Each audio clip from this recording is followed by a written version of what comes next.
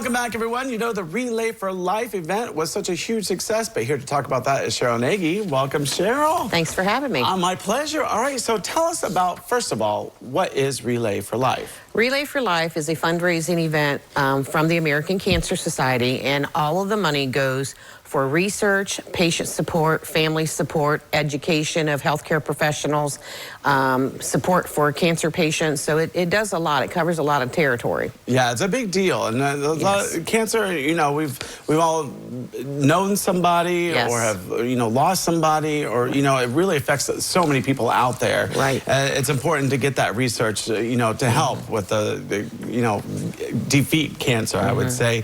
And you partnered, right, with a... Right. I've been on the committee for, we had 31 relays. I've been on the committee for 31 years. So we're rolling into our 32nd year in 2026. But we wanted to tell the Lima community thank you for all of their support. It was absolutely amazing.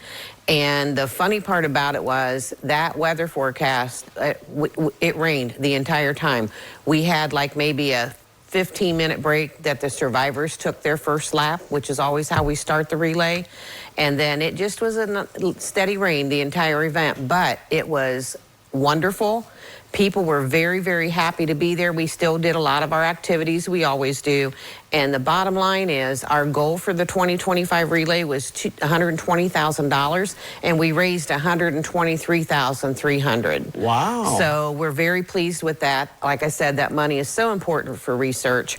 Right now, the American Cancer Society is funding over 200 research grants to find a cure or control for different types of cancer. So it's huge. Yeah, it's definitely huge. And yes. So the Lima community really stepped up on this and helped out. And I'm guessing they also heard from, you know, some cancer, you know, victims or survivors, or, you know, and how it affects them, and also may have shared their stories where the people, regular people, could just learn what it's all about. Right. And how we do that is we have a wonderful survivor dinner. We have great support from both hospitals here in the community, and Dr. Harrington and the folks from Mercy Health help host the survivor dinner, which is held right before the relay, and that's where the survivors get to tell their stories, and there's tons of family members there and friends that maybe this might be their first relay. We've got survivors that have been at every relay, which is exciting. You know, to see that sea of purple shirts, because that's how they identified their shirts. It was just like this one, only purple. And so it's fun to see all that and the spirit that's there, and you'll see survivors from many years out taking those ones that maybe are just starting their journey under their wing and say, you can do this, look what I've done. So that you can't replace that, you know, and that's part of why people come to the relay every year. Yeah, it's also a message of hope. Yes, it is.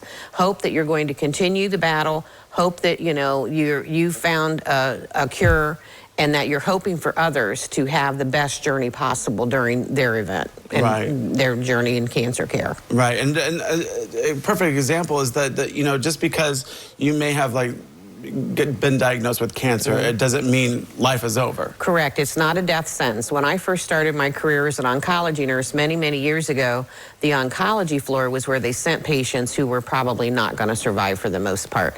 Now it's all outpatient. Everybody's, you know, pretty much treated outpatient. You're only in as an inpatient if you hit a snag somewhere along the line, and it's usually just for a couple of days now. So we've made great strides in medications to help support, like anti-nausea medicine, a lot of the drugs and the biologic agents, and we're doing targeted therapies now. All of that was researched by the American Cancer Society. Many of the drugs that they're using now, I did a lot of clinical research early in my career, and it's fun to watch those drugs being put to use and saving lives. Yeah, and just to know that there are improvements. Right. We have great sponsors, but we also had teams that were very, very involved. We had a team that raised $23,000 this year, the Real Deals team. Wow. And Judy Bucher and her team are a force to be reckoned with, and there were a lot of great teams from, you know, the hospital. Lima Memorial was the presenting sponsor for it. So we had a lot of great community support. We had probably 15 teams there this year, and the money they raise, you know, it's all the stuff we do in the community. It's all the fundraisers. We do dine and donate, you know, we play bingo. We do all kinds of stuff. You know, it's almost like we'll do anything for a buck as long as it's raising money for cancer. But we wanted to get the date out there for next year, because that's one of the first questions everybody asks me as soon as the relay's over. When's next year's? So our relay next year for 2026 is going to be held at Spartan Stadium. You talk about a great partner. Lima City Schools and Spartan Stadium have been phenomenal. Their groundskeeping crew is just wonderful. Next year's relay is Friday, June 12th, and it'll be at Spartan Stadium again, starting at 6 o'clock. We're just getting started on the plans. We're taking a little bit of break, but we'll start again in October, starting to plan and doing our fundraising all year round. Yeah, well, Cheryl, thanks so much for coming on today. Thank you. Appreciate it very much. All right, well, don't go away, because we have Board We Return.